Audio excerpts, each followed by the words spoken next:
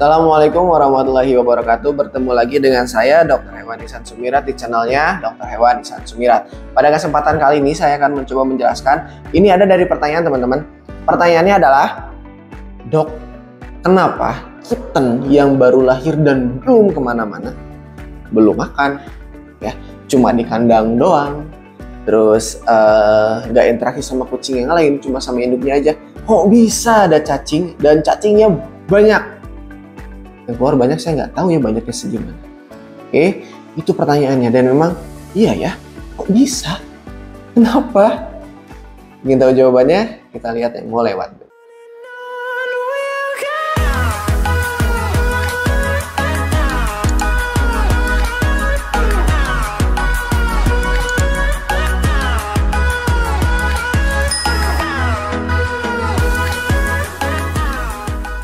Oke teman-teman, saya akan mencoba menjelaskan. Saya tahu kalau misalkan mau ada yang nambahin bisa di kolom komen. Kalau misalkan ada yang mengalami hal seperti ini bisa juga ditulis di kolom komen.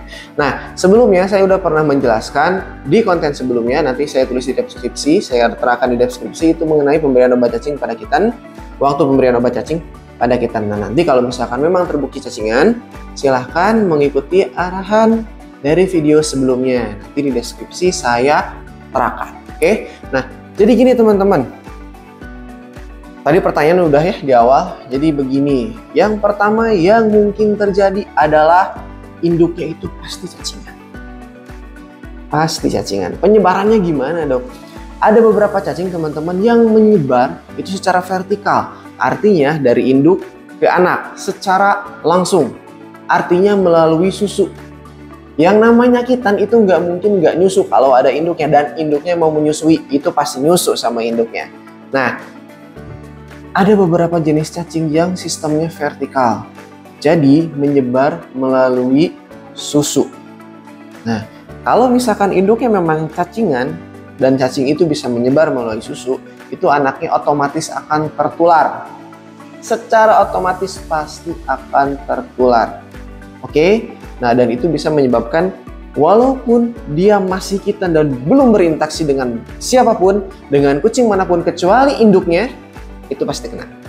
Pertama, berarti penyebaran kucingnya atau penyebaran cacingnya itu secara vertikal, langsung dari susu ibu ke kitten. Itu yang pertama. Nah, yang kedua, otomatis kalau induknya saja lewat susu sudah bisa menyebarkan cacing, yang pastinya lewat pup itu pasti bercacing. Di pupnya sudah otomatis ada telur cacing.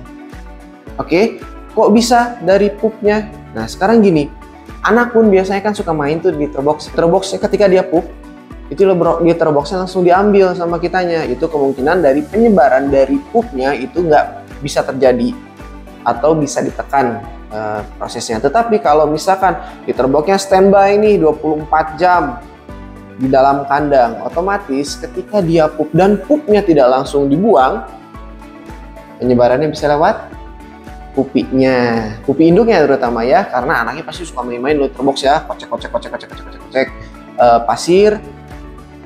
Mungkin bisa saja ketika dia mengeruk pasir itu nempel si telurnya, akhirnya terjilat. Kalau misalkan sudah terjilat berarti masuk ke dalam tubuh. Nah, berarti yang kedua ini bisa melalui pup induknya sendiri.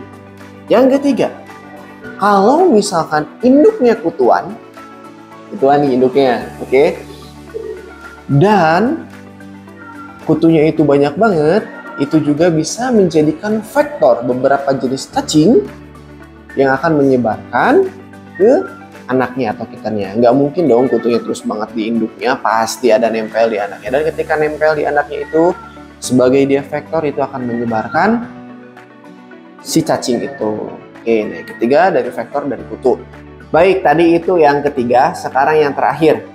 Apa sih yang menyebabkan kitten umurnya baru berapa minggu, belum sampai 1 bulan, misalkan udah cacingan, udah keluar cacing, baik itu melalui muntahan dia kalau dia muntah ataupun melalui pupnya.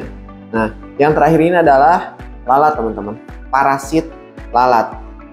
Kenapa lalat bisa menjadikan kucing itu atau kitten itu menjadi cacingan, jadi konsepnya gini. Lalat itu kan terbang kemana-mana nih. Misalkan nih, oh kucing kita ini selalu dalam rumah, selalu benar-benar dirawat dengan baik, tidak pernah ketemu dengan kucing lain. Ini lalat tiba-tiba datang nemplok. Nah, yang kita tidak pernah tahu itu adalah lalat ini dari mana sebetulnya. Nah, biasanya lalat ini itu sebelum dia menclok ke kandang itu, dia nempel dulu di pupi kucing liar yang kemungkinan banyak mengandung telur cacing. Setelah dia menclok tuh di pupi kucing liar, akhirnya dia terbang tuh kemana, akhirnya kena sial lah kucing kita dan dia nemplok di makanannya biasanya.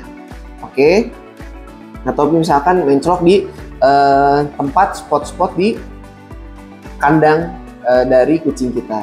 Setelah itu lalat kan pergi. Nah, kemungkinan telur yang dia bawa, telur cacing yang dia bawa itu nempel di sekitar kandang. Akhirnya termakan oleh kitten atau bahkan termakan oleh induknya.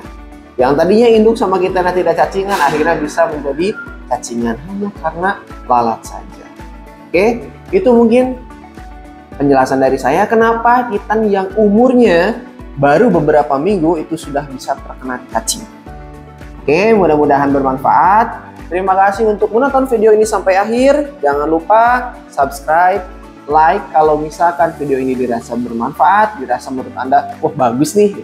Lalu share juga kalau bisa, dan kalau misalkan ada yang mau ditanyakan atau ada yang mau sharing tentang kasus yang pernah dialami, bisa di kolom komentar.